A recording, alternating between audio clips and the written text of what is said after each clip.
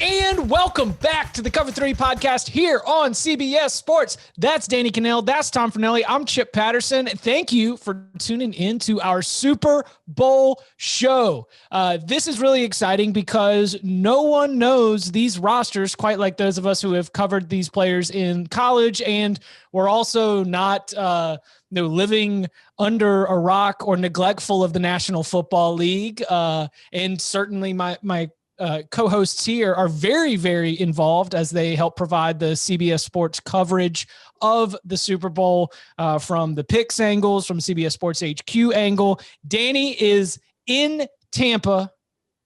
It's not quite the Riverwalk experience that I imagine it could have been on another timeline. How are you enjoying? How are you feeling? It's Thursday as we record this, midday. How are you feeling at this point in the Super Bowl week? Okay, it's different, and if anybody's watching, you can see where I am. This is my hotel room. There is a nice view of the water out there, but it does feel kind of like a jail cell at the same time, and that's basically what I have been, is kind of trapped in my room the entire time. CBS has been super strict, and you understand it because of what's at stake. There's billions of dollars at stake to pull off this Super Bowl for the broadcast. They don't want anybody testing positive. So I'm talking work all day. And then as soon as I'm off the set at 7, I come back to my room, I order Grubhub, and I've either been watching college hoops or binge watching some show. And that's it. I should actually, I don't want to show you guys, but if you saw the pile of empty cartons from the Grubhub, leftovers. Are you 23? It looks it's early college dorm room. I'm tempted to show you guys, but it's pretty gross. I don't know if I should show anybody, but unless we want to drive viewers to YouTube, we can check them out. YouTube.com/cover3. If you what it's like, it is cool because I'm actually doing this show with Sirius. It's a Super Bowl radio channel. And so I literally 10 minutes ago was arguing with Charles Haley and Ronnie Lott about Tom Brady being the GOAT or not. Because I thought it was a layup. Everyone acknowledges that Brady's the GOAT, right? And so I was going to ask them if he was not only the GOAT of quarterbacks, but the greatest player of all time. And I was expecting some pushback on Jerry Rice or something else. And before I could I was like, are you guys comfortable with the GOAT conversation? And Charles Haley was like, no. And Ronnie Lott was like, They're like, we're not going there yet. And so it was kind of interesting to see that dynamic unfold. They were taking up for their guy, Joe Montana, but it was interesting. So it's really cool, to be here. The only thing is, everything's virtual. Normally it's a great photo op for Instagram, for the gram, but I'm grabbing screen grabs, and sometimes they're blurry and frozen in the wrong position. So it's not quite as effective. You're doing screen grabs of Zoom for to make up for the Radio Row selfies that you would be getting in a normal year? Absolutely. Whatever you got to do for the gram. Those guys have some rings on their fingers thanks to Joe Montana, so it's going to be difficult to convince them that he's not the greatest of all time.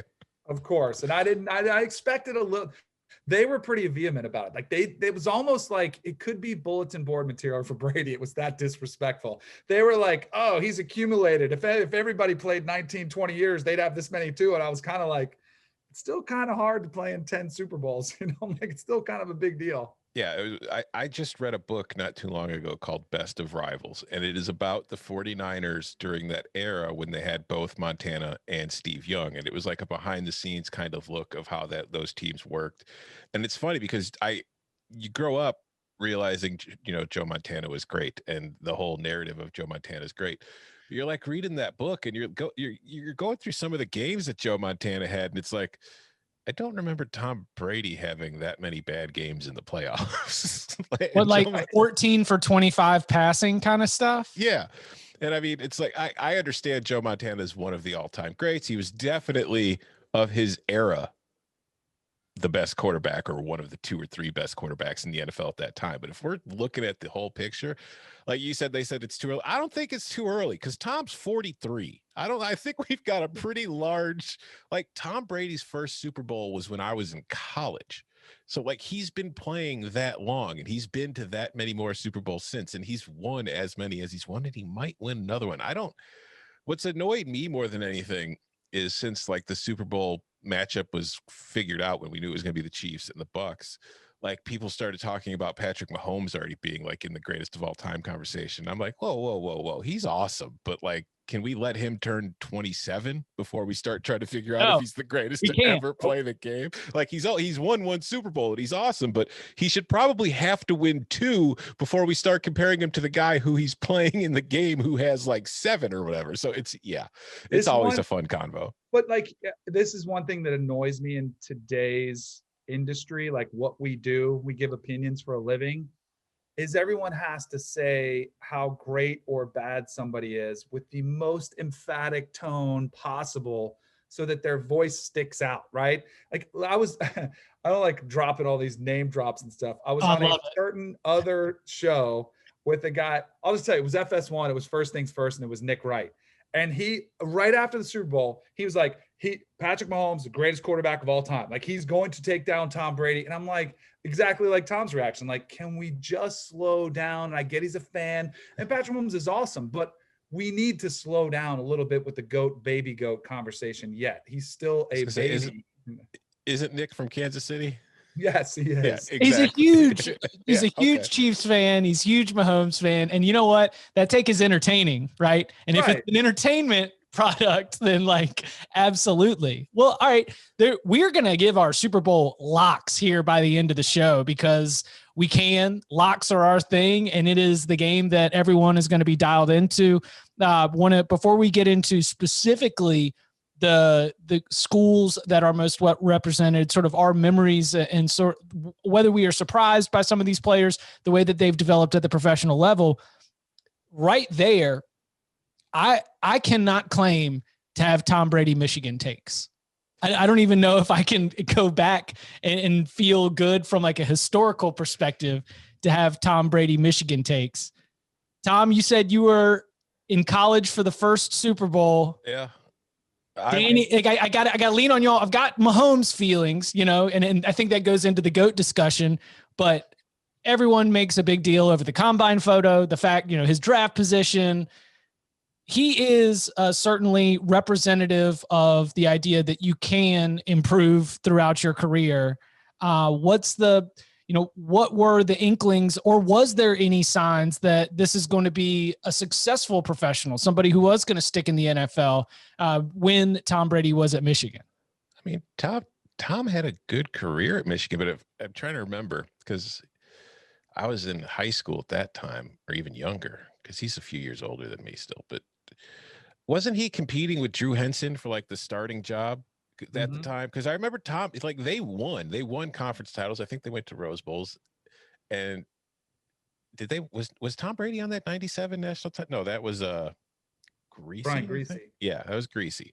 But I mean, Tom won plenty of games at Michigan. It was just, he wasn't like, he was the Michigan quarterback, but he wasn't somebody that was sitting there like, super Heisman Trophy contender, one of the best players in the country. He was fighting off Drew Henson, who had come back from playing baseball for the starting job. And I remember that there was kind of like a somewhat of, and I might be wrong here, but wasn't there like a QB carousel kind of situation going on at the time with the two of them?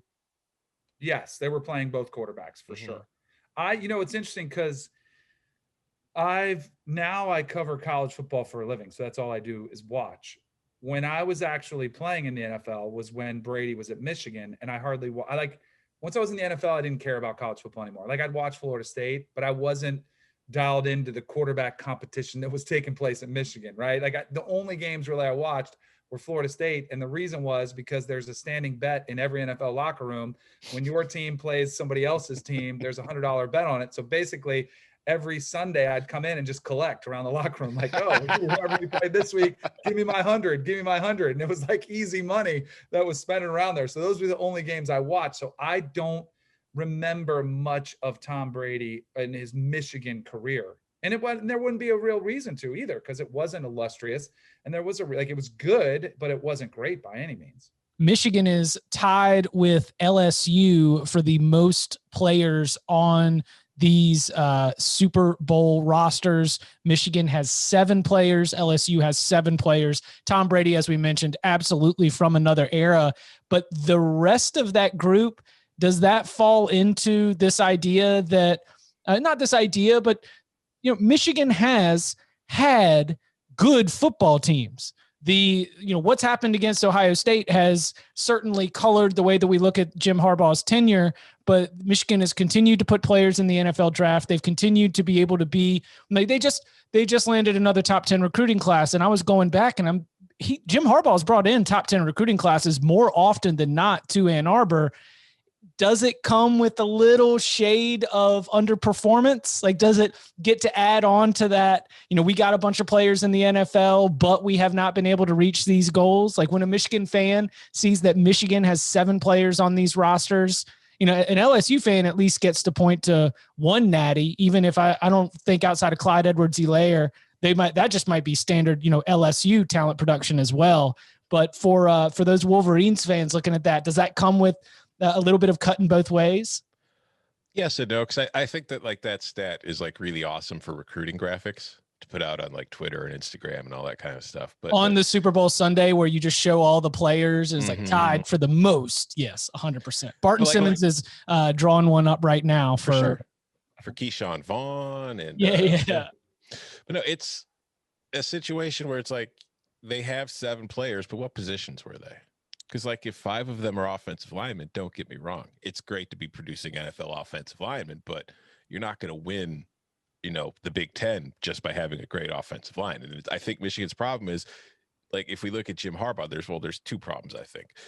One is that, yes, he's been putting together top 10 classes, and a lot of that elite talent has been pushed into the NFL, and it's been developed. It's been at different positions, but that aren't the quarterback. I think that Michigan hasn't been able to land that top 10 class kind of QB to push them over the top. And I think, as we talked about in recent years too, they didn't have the right offense for it, or the offense that you need. And they kind of, they've started to go in that direction, but they're still making that transition. So we can't really be sure there. So it's when you see those kind of stats, that's the first things I think. It's like, hey, that's awesome. But at the same time, if you go down the list, Alabama's only got 2 players on these 2 teams. Yeah. Does that mean Alabama has not been overrated? Yeah, overrated. Well, it just goes to show that Nick Saban can get you to the NFL, but once he's there, he doesn't have success there. So neither will you. That's this is it's for recruiting and it's for bulletin, but like it's for trash talk in chat rooms and online and social media and those type of places. I think. I mean, the 2,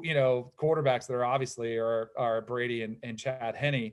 Like, one's the greatest of all time, one's a backup. Like, what do you do with that information? Neither one played for Harbaugh. They're so far removed from their tenure there. Like, does it really matter? No, but I think it's great for fodder for those types of conversations. Like, I want to craft a tweet and it's going to say something about, hey, the Big Ten owns the Super Bowl or something, just to try to troll the SEC. Like, and that's a great one. I didn't like, where's Bama? And do a little hashtag overrated, bring out Twitter, Danny, to get them riled up here in the off season. But I don't read too much into these. FAU has more than Bama. If you want the really good comparison, the Big Ten, you've got Michigan with 7, Iowa with 4, Penn State with 4, FAU with 3, Michigan State with 3, Minnesota with 3. I mean, there's a great list of schools that have more than Bama. If FAU has more than Bama, that's my tweet. I'm sending it out as we speak.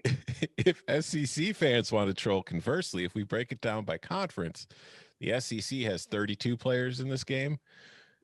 The second conference is the Big Ten, which has 22, but FCS division or lower has 30. So FCS and lower divisions have more players in this game than the Big Ten, the ACC, the Pac-12, everybody except the SEC. Love it. Which goes to show that there is no direct route to the NFL. And also, once you get there, it's really not as much about where you were drafted from as far as where you're playing and who you're playing with and for. So while Tom and I were not yet professionals, while Danny was a professional in the NFL and not as dialed in, we've all been here for the Patrick Mahomes era. We got to see it explode. We got to see his production at Texas Tech. He was a 3-star recruit coming in. And if I remember correctly, much like a Kyler Murray, there was kind of talk that he might end up just being a baseball player, really good baseball player. Wasn't really sure which way it was going to break for him. Obviously a wildly productive with the Red Raiders, a lot of fun to watch, especially within that system, which brings about, if you could take yourself back to us covering Patrick Mahomes as a college player, did you see it or were you blinded by the system? I didn't see this. I saw a kid at Texas Tech who had a really big arm, but yes, there was, whether conscious or not, there was a part of you when you saw all those Texas Tech quarterbacks or quarterbacks in that system at other places come through and put up eye-popping numbers that you kind of just got, immune to it. You didn't really think of too much of it. You just watching him play, it's like, oh wow, this kid can throw a ball like 70 yards. Because he came after Baker had his explosion as a walk-on, and Davis Webb was after that. I mean, we were fully in the throes of Texas Tech being a give up 50 points, hope you score 51 points kind of world at that time in Lubbock. Yeah, and I think as talented as Mahomes is and as good as he is, I think you can't overlook the fact that in the NFL, he is in an absolute perfect situation that is perfectly tailored and suited to his abilities. And I think that the Chiefs have been very smart in the way they do it, because first of all, they have a coach in Andy Reid who is very smart and knows how to put together offenses. And if you go through Andy Reid's coaching career, everywhere he's been, he's had a good quarterback. And I don't think that's just a coincidence. I think he knows how to coach quarterbacks, and I think he knows how to call plays that are suited to them. And if you look at this Kansas City offense, essentially what you have is you have a talented quarterback who's mobile with a rocket arm and an accurate arm down the field. So what do? You surround him with a bunch of wide receivers who all run like 4.2 40s, have them running nothing but vertical routes to stretch the defense. And then you have one of those guys, sometimes Tyreek Hill, sometimes somebody else, and Travis Kelce underneath where there's all this open space. So either the receiver has beaten his man if he's in man coverage, and Patrick Mahomes just throws the ball 70 yards in the air and allows the kid to run under it for a touchdown, or Kelce or somebody else are wide open underneath, and then you throw to Kelce, who's usually covered by somebody who can't cover him because he's a freak athlete himself, who makes a catch at 10 yards and then picks up another 15 yards after the catch. It's pretty much unstoppable, and it's a perfect complement of quarterback talent, quarterback skill, and offense that has just elevated him to an incredible level. I was on the wrong side of the Patrick Mahomes takes. Not horribly wrong. I just was indifferent. I was like, I don't think he's going to be great. I was surprised by the pick. Probably where I was most wrong was when Andy Reid traded Alex Smith away and was going all in on Patrick Mahomes. Like in the draft, I was like, okay, he's probably slotted right. Like whatever. Like I just didn't have a strong opinion one way or another. But when Andy Reid traded away Alex Smith to Washington, I was like, oh, this could be a mistake. Like Alex Smith gets you to the playoffs. He wins you games. He's consistent. You know exactly what you're going to get. And you're going to bench this. You're going to trade away this guy based off of one game that we've seen from Patrick Mahomes. I'm like, you're crazy. I'm like, Andrew Reid just put his job on the line. And I remember saying that. I think it might have been on HQ at the time. But I was definitely surprised by that move and could not have been more wrong about it. But that's when, you know, they had him in camp. They had him in the regular season. They got to know somebody. They saw him at practice every single day.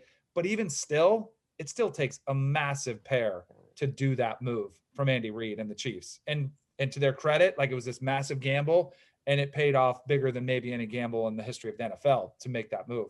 Because Alex Smith, there was a debate about Alex Smith, like how good is he? You know, and I understood that, but I still think it was incredibly risky to just completely move on for him and go all in on Patrick Mahomes. Yeah, and even if we go back to when Mahomes was just originally coming out of college in that draft, there's been so much revisionist history about that draft, and I could speak to it as a Chicagoan and a fan of a team who drafted Mitch Trubisky. In that draft, the debate, if you talk to like the NFL draft nicks and the guys, you know, like the quarterback gurus and the scouts and all those guys, the debate was between Trubisky and Watson. Mm-hmm. If you go back and look, very few people had Mahomes as like, oh no, this is the number one quarterback in the class. Like most people saw him as an interesting prospect and somebody who was likely going to go in the first round, but nobody had him as like one of the top two QBs. It was either Watson or Trubisky. And most people had Trubisky at number one, which is where I was like, are you kidding me? Deshaun Watson's far better than Trubisky. But so to see him get drafted where he was and then go on to have the career that he's having was even more of a surprise. But now we're in that situation where since Mahomes is great, there's a whole lot of people who are like, yeah, I knew it all along. But most of us didn't. Okay, well, then there's the next part, which also goes into the sort of ties him to the Tom Brady discussion. How much do you think of his success here in 2021 can also be attributed to Patrick Mahomes. Like you mentioned, can we let the man turn 27 before we start like entrenching his position within the larger pro football and football community? Like you mentioned the credit, some of this credit does go to Andy Reid, but do you think that there has been market improvement from Mahomes as a playmaker or like, and where do you see it? I think that the thing that's probably helped Mahomes more than anything, because he grew up, his dad was a baseball player. He played baseball growing up as well. He played a little baseball at Texas Tech too, although I think it was Roger Sherman who tweeted his stats. If you go look at his stats from his time at Texas Tech as both a hitter and a pitcher, not great. But I think more than anything is he was able to devote his whole time to being a quarterback. It became his job. It became what he did for a living. And I just think that he's always been naturally talented. He's always had gifts. He's always been smart. Like, I mean, you look at the air raid offense, it's not the most complex offense in the world, but there are reads, and you could see it in the time at Texas Tech. Like, he wasn't just a one read or go kind of quarterback. He would progress through reads. So you kind of saw that from him. But he's just gotten smarter, and he's made it his career, and he's devoted himself to being a quarterback, and he's gotten better as a quarterback while doing it. So you just combine his more advanced intellect mastery of the position and the job with the gifts that he has. And yeah, he's gotten a lot better. But then again, you put it in with a very good coach and a very, very good coaching staff, a very good system around him. And this is what you get. And that's why you need to have all of these things if you're going to be, a team competing for Super Bowl titles on an annual basis. And I feel like the Chiefs are going to be like that kind of team that as long as they have Mahomes, Reed, Bieniemy, whatever they want at, in that kind of order, they're probably going to be in an AFC championship game, kind of like they're going to be the new Patriots in that they're in the AFC championship game like every single season. It does feel like not only is there a passing of the torch from Brady to Mahomes, kind of the older guy, the face of the league, to the younger guy. It does feel, I agree with you, Tom. I think there might be a new dynasty in the making. They got to win 2 first, right? But I still think they'll be the best team in the AFC. And I also think we really are scratching the surface of what Mahomes can be. Through his first couple of years, he's thriving in a system and he's thriving on his natural talents and the great play design that's there. But I think most quarterbacks, it takes them 5 and 6 years in the NFL to kind of, they use that term, the game slows down, to really, really start looking at the other side of the ball. Like your first few years are really mastering your offense, like the nuances of, all right, where am I going to go here? What are my checks? What are my audibles? Let me get deeper in my reads.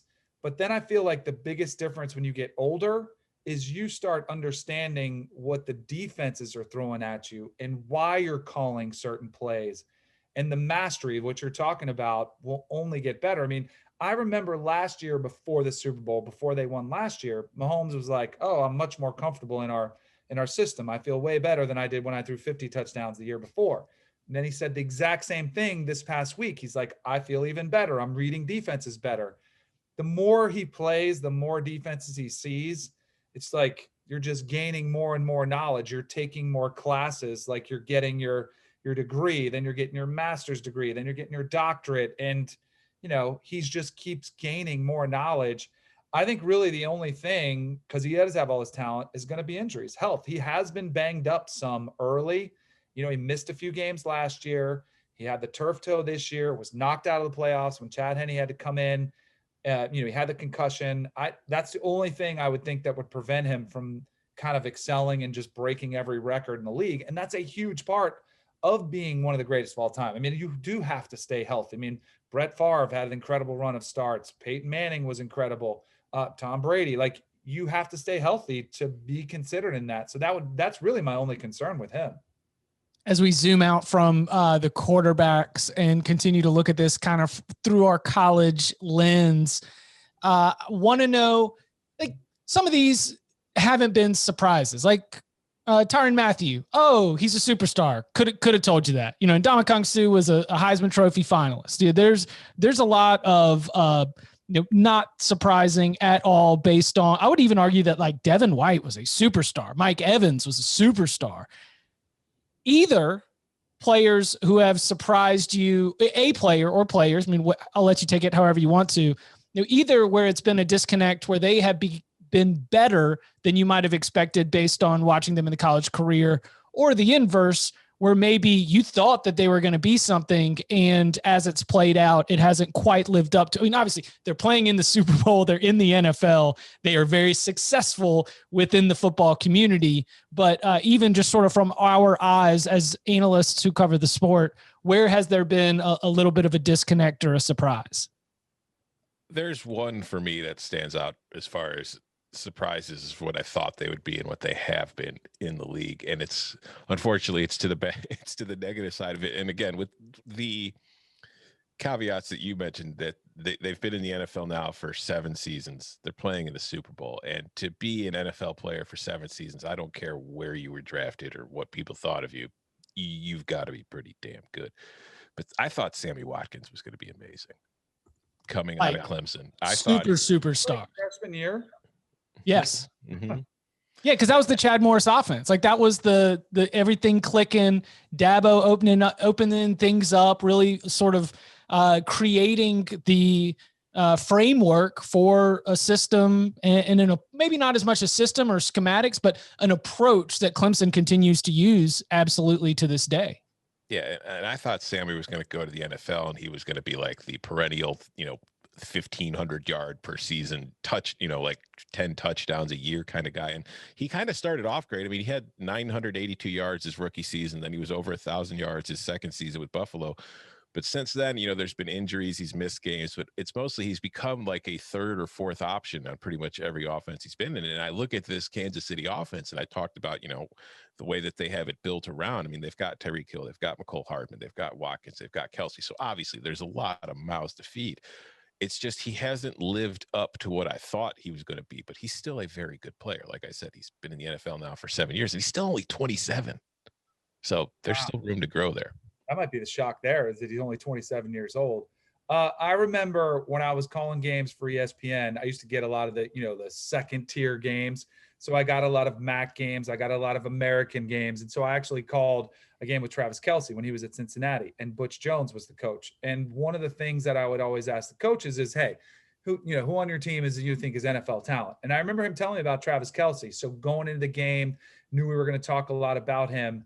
He was great, but you don't see this type of career coming just all of a sudden, like, oh, this is what this is going to be. I mean, he's arguably one of the best tight ends of all time. I remember him standing out, but even as good as he was, I don't think I would have projected this much success. Yeah, I remember him tearing up Duke in a bowl game with like a 67-yard touchdown on an incredible comeback. Belk Bowl. Yeah. Like one of the worst bad beats in the history of bad beats. I'm sure Van Pelt and Stanford Steve have it somewhere like in a shrine or something like that. I got to go with Fournette. And again, this is another one where 26 years old, like still a lot of time, but he's a running back. So, we've got a little bit of a different sliding scale, but I believed that he was at a point in college.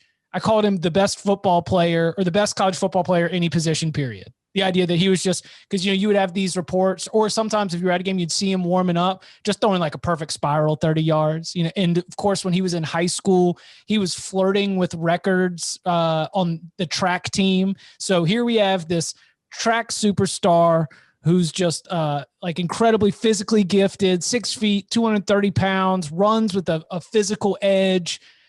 I looked at him. I was like, man, this guy is absolutely incredible. And we remember he gets picked in the top 5 of the draft. And I was out there on the side of like, worth it, totally worth it. Like, don't throw out everything you say about drafting running backs too high. Leonard Fournette is absolutely going to be worth every bit of that. And I don't know if I can even say that I've gotten a game. Now, I don't follow the NFL as closely, so maybe y'all can maybe you can correct me on that one. But to me, I feel like I get flashes watching Leonard Fournette where he might have a quarter, might have a series, might really play well. And I'm including his time in Jacksonville, not just the last 2 seasons or this season in Tampa Bay. But I got to say, Leonard Fournette, compared to where I was and as aggressive as I was leading into that draft and after he was selected number 4 overall, I don't think that one has quite panned out as I expected. Yeah, he's had only 9 100-yard rushing games. which was weird because I was with you. I mean, I was never with you on the draft running backs that early, believe, but I was with you on thinking that he would be a good running back in the NFL. Another running back too that kind of surpassed my expectations. This one's going back a little further, and he's also not. I don't think he's going to have a huge role in this game. He hasn't had a huge role for the Chiefs this year.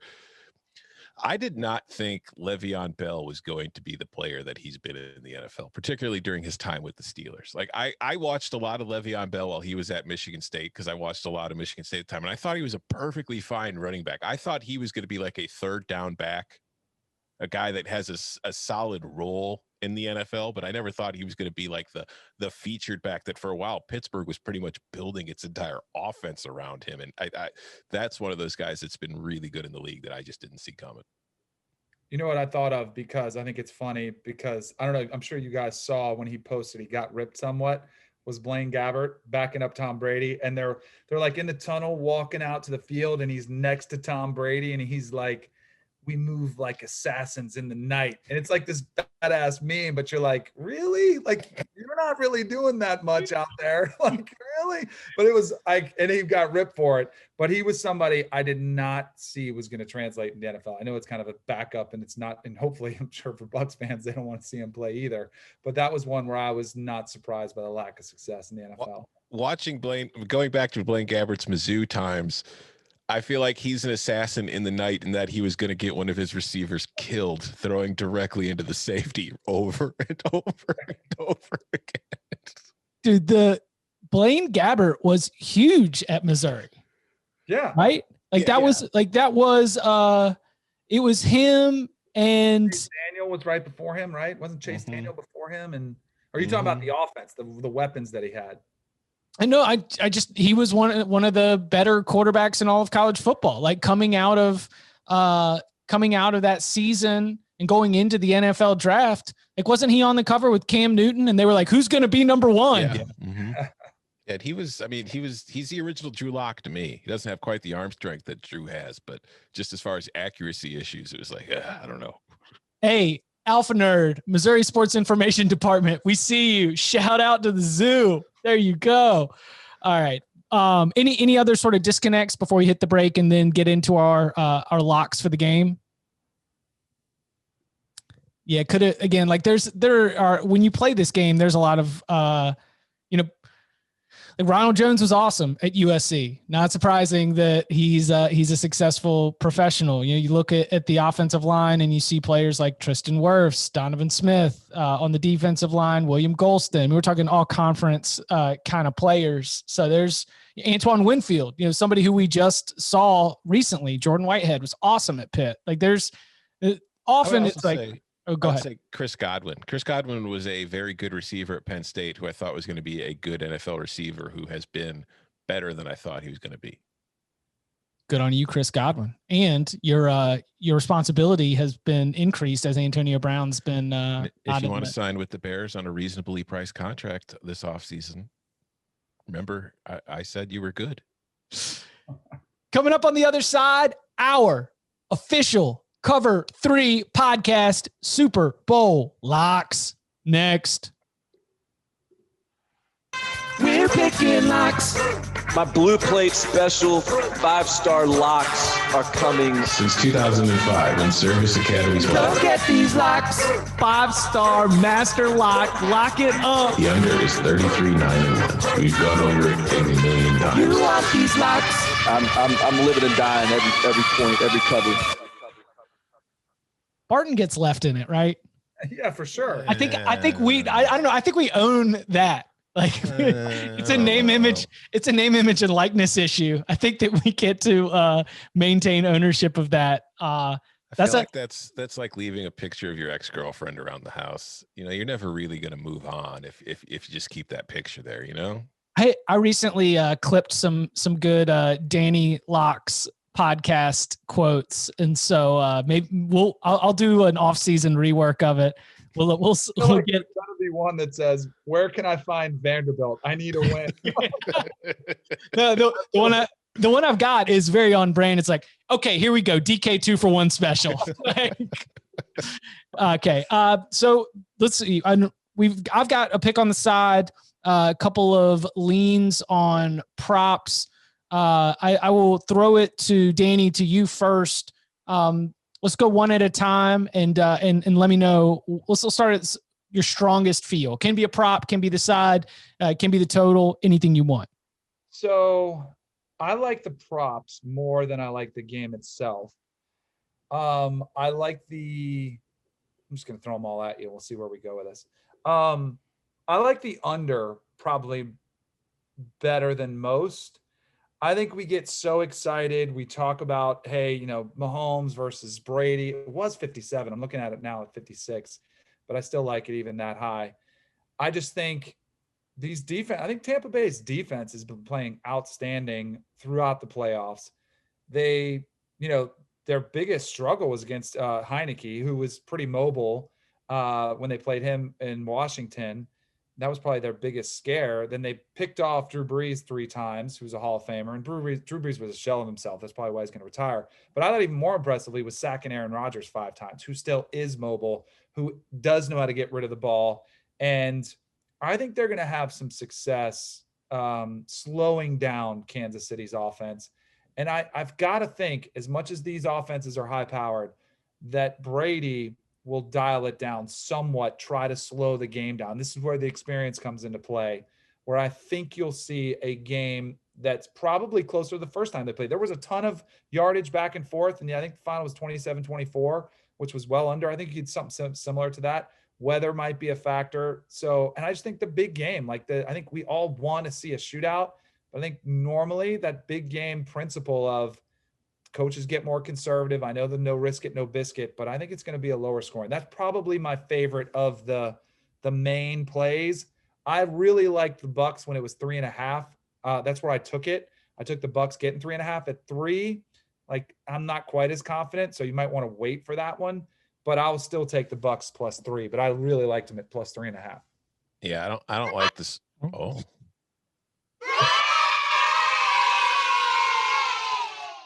I'll take it at 3. They're counting out touchdown Tom. I don't know if you guys have heard, but they're out here counting out touchdown Tom. And I don't know. I've seen this movie a lot. And if I even get 3 points, I don't know. I like the Bucks +3. If it gets under 3, I'm with you, Danny. 3.5 is the smarter play. So as always, shop around, and as always, by the hook. But by the hook. I mean, do you think that do you think the late charge will be towards the Chiefs or the Bucks?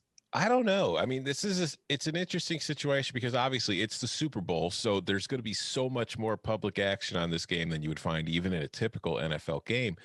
But there's not like an obvious public side, because there's the Tom Brady on the one side, who is Tom Brady, but then it's the defending champions and Patrick Mahomes on the other side. So I don't really see there being like an obvious public side. And I think that's why, if you look at the spread, I mean, it's been 3.5 pretty much since it opened up. It hasn't moved. And I feel like that's probably going to continue being the situation heading into kickoff on Sunday. What I do think could move is where I'm in lock agreement with Danny. I'm on the under. This is where the public comes into play, because with so much public action, they artificially inflate Super Bowl totals to begin with, because that they know where the Joe Public's going to be hammering, because everybody wants points. And if you look at the history of the Super Bowl, because I did, the over is 27-26 in Super Bowl history. There was not a total for the first Super Bowl, so that's why there's only 53. But of the 27 games to go over, only 4 of them had a total of 49.5 or higher. And obviously 49 is a key number because 7 times 7, which is the touchdown number, is 49. If you look at when the total has been 49.5 or higher, the under is 8-4. And if we go to more modern times in which we've seen higher scoring and more prolific offenses, and just look at the last decade, there have been 5 Super Bowls with a total of 49.5 or higher. And the under is 4-1 in those 5 games, and that includes last year. So this total at 56, which is 8 touchdowns, I understand it's the Chiefs offense and Mahomes, and it's the Bucks, but I think that the Bucs, looking at this matchup, because the one thing where the Chiefs defense is susceptible is in the run game in particular.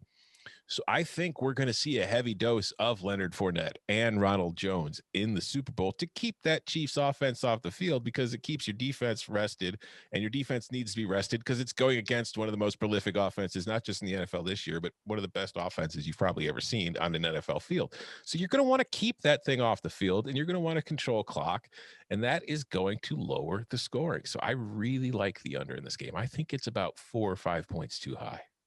The idea of running the ball a lot, and you mentioned Tom Brady wants to slow things down. I think back to the NFC Championship game where it just felt like he was just crushing it on third downs, right? Mm-hmm. Like it was just, they kept getting into third downs, and then Brady just had the first down throw. I mean, this is a Bucs offense that is more than happy to put together a 10-play drive and eat up half of a quarter, as long as they can end up in the end zone. And when you've got Mike Evans, boy, that's a pretty nice end zone target. I will not be sprinkling the money line with Bucs, but I'm just saying a field goal for touchdown Tom in the Super Bowl. Yeah. Come on now. The story before, we just saw it in New Orleans. They got crushed by him. Didn't look even the same team. Went to New Orleans, won. Oh, Aaron Rodgers, MVP type level. Can't go into the cold weather again because he's living in Florida. Oh my goodness, which I actually bought into that philosophy too. But they go into Green Bay and they actually win the game. Like, they keep writing him off. I am not going to get burned again. In Tampa, they did them all on 3 straight road wins in the playoffs. Last 2 of them against Drew Brees and Aaron Rodgers. And I was with you on the Packers, because even not going against touchdown Tom, I was like, Aaron Rodgers in cold weather. Like, Aaron Rodgers in cold weather has a very good record, but can't count out touchdown Tom. Anything else from the, side or total? Tom, you staying away from the side? I'm staying away from the spread. No late, maybe a live play? Yeah, for sure. I mean, yeah. Come on. Who are we talking to here?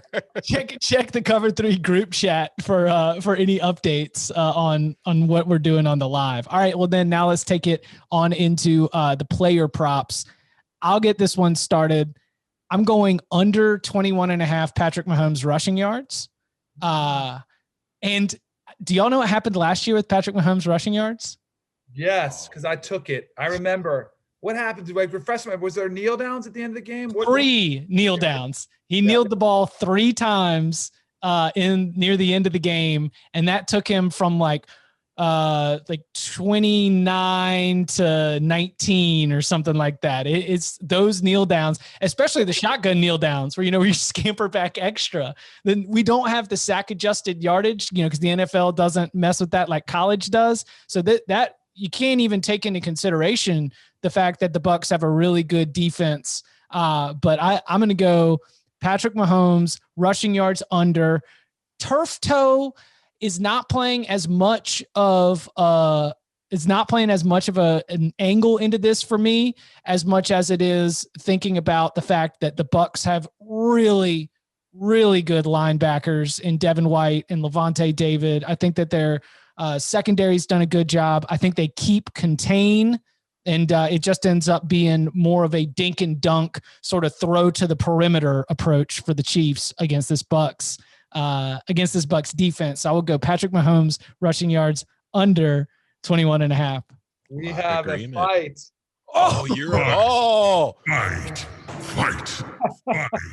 Fight. But in fact, I literally just submitted my answers to the HQ segment that I'm going to do in about an hour over from the stadium, where they said favorite Mahomes prop. And I don't like the passing totals. I would probably lean the under, but I actually took over 21.5 yards rushing. The philosophy being the turf toe is going to be numb. Like, he's not going to feel his toes. All right. Agreed. Yeah, it's not a reason. You shouldn't take it just from that. Right. Yes, but I think he's going to be scrambling. I do think they're going to struggle to protect him with the makeshift offensive line, but he's mobile. Like, he does have a way to get around. And all it takes possibly is one scramble to get that. Like, he's got that type of elusiveness, especially if they're playing man coverage, they turn their backs. He's got pretty good recognition of that. So I think he might be scrambling more than we think. And in a regular season game, maybe you're more inclined to throw it away or get down.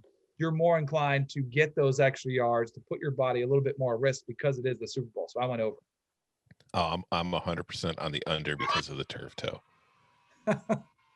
If we go back to the Buffalo, the AFC Championship game, I took the under on it in that game because of the turf toe. Like that had, it was like, they're like, yeah, his concussion's fine. We're worried about his toe. And turf toe is one of those things where it's like, there's no real treatment for it other than not resting. And it takes, 3 weeks or 4 weeks really for it to recover. Well, it hasn't been that long since he suffered the injury.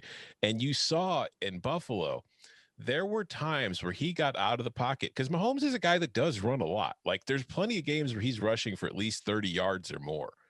But there were times against Buffalo where he had nothing but open space in front of him and he threw the ball. He could have run, but you could tell he did not want to. And the times that he did run, he was taking those short, little choppy Kyler Murray kind of steps because you could tell that his toe was really bothering him. And you could tell when he was in the pocket, even when he wasn't trying to run, his mobility in the pocket was limited by the toe. And he says that it's close to 100%. And I think that it probably feels better now because, they haven't been playing for the last 2 weeks, but I don't think it's healed yet. And I think that once you get out there and start playing, he's still going to be dealing with it. And I'm taking, you look at the 2 playoff games from when he first suffered the injury against Cleveland and then in the last game against Buffalo, in 2 games, Patrick Mahomes, who's averaging usually about 25 yards per game rushing, has 19 yards total. That toe is bothering him. I am taking the under 21.5. All right. Any other, either player props, game props? I don't mess with the coin toss. No. I don't mess with the national anthem. I've told Tom this before. Those terrify me because then you've either won or lost at the very beginning of the game hasn't even started. And you're either like, no, the potential for the disappointment that early in the viewing experience, at least get me to the end of the first quarter so I can see what my squares payout might be. Like at least get me like 15 minutes in before I've either won or lost. So any other props, could be off the wall, could be MVP, anything like that. I have a couple more. But first of all, the coin flip is literally the absolute worst bet in sports because the odds. They're 50-50 and they juice them. So there's no way you could make money in the long run making the coin flip bet. But my other player prop is another quarterback rushing prop. It is the under half a yard for Tom Brady. Because Tom Brady, as we've discussed, he's 43. And despite all those memes that are saying Tom Brady looks younger now than he did when he was 25, like Tom was never mobile to begin with. He's never been a runner. And he's less mobile now than he ever was. And if you just look at his numbers this year, we have to run the risk of there being like a QB sneak at some point. And that's really the only way he's going to get rushing yards because he's played, he's played 19 games. He's finished with 0 yards or negative yards in 14 of the Buccaneers' 19 games this year. And he's actually finished more games with negative rushing yardage, 7, than he has with positive rushing yardage, which is 5. So all the numbers indicate that Tom is not going to be running. And even when he does scramble, he's not going to be getting away from anybody because he's never been fast to begin with. I remember that one highlight of him juking Brian Urlacher out of his jock many years ago. And it was the most amazing thing I'd ever seen in a football field because A, it was Brian Urlacher he was doing it to, but B, nobody thought Tom Brady could do that. I don't even think Tom Brady knew he could do it as he was doing it, but he did it. So yeah, that's my other favorite prop. The hurry up 4th and 1 or that 4th down, 4th and goal, like 1 yard sneak really is your only concern. And as long as you avoid those situations, I get what you're saying, but what a life to live with half a yard as the under. One kneel down. Well, that's true. Hey, don't count out touchdown Tom. Maybe he's kneeling this thing out. Danny, you got any more? I got one for you. I got a fun one because I was looking at some of these props, the kind of outside the sports spectrum. What will happen to the price of Bitcoin during the Super Bowl? Price of Bitcoin goes up at minus 150 or price of Bitcoin goes down at plus 110. I've been following Barrett Sallee too much on here where he's just pumping and dumping that thing. So I'm going to say it goes up. I'm going to take the price of Bitcoin goes up during the Super Bowl, minus 150. Crypto Sallee. Exactly. He's out there just stucking and just chilling for Bitcoin. Barrett, the crypto Barrett, all of a sudden out there on Twitter. I've got a couple MVP props if you want them. Yeah. One is Tom Brady 2-1 because the Buccaneers are plus 145 on the money line, and odds are if they win, he's probably going to win the MVP. So 2-1 seems like excellent value. But elsewhere, I've got Travis Kelce at 11-1 because if the Chiefs do win, I mean, Mahomes is more likely to win it. I just don't like the price on it. But if you look at the Buccaneers' pass defense, they have done a much better job limiting wide receivers than they have tight ends. Tight ends, while not being overly successful against the Tampa defense, have actually done pretty well. They do have 9 touchdowns on the year. They do average more yards per attempt and all that kind of stuff. So I think Kelce of the Chiefs receiving core is the likeliest to have the biggest game. But I also, here's my punt. I'm taking McCole Hardman at 80-1. Because you got to remember, like when it comes to the Super Bowl MVP, we're only dealing with 1 game sample size here, and it could be 1 or 2 plays. And McCole Hardman is the kind of guy that when he gets the ball in his hands, he's a threat to score. No matter where he is on the field or how many guys are in front of him, he can run away and past everybody. Plus, he also contributes on special teams. So we have to throw in the factor that there might be a kick return or a punt return for a touchdown, which is something he's already done this year. So I think at 80-1, if you want to just sprinkle a little bit on a McCole Hardman MVP, crazier things have happened. Well, that's the Desmond Howard play. Didn't Des have a return touchdown when when the Packers won? Packers won the Super Bowl, and Des ended up being the MVP of that game. I again, touchdown Tom at 2-1. Twist my arm, and I like that the long shot on McCole Hardman as well. All right. Well, enjoy it. You can watch it on CBS. All the streaming options are available through CBS Sports app, cbssports.com. Make sure that you check it out. I imagine that you're going to. We're very excited about it, as you are. You can follow him on Twitter at Danny Kanell. You can follow him at Tom Fernelli. You can follow me at Chip_Patterson. Gentlemen, thank you very much. Thank you. See ya.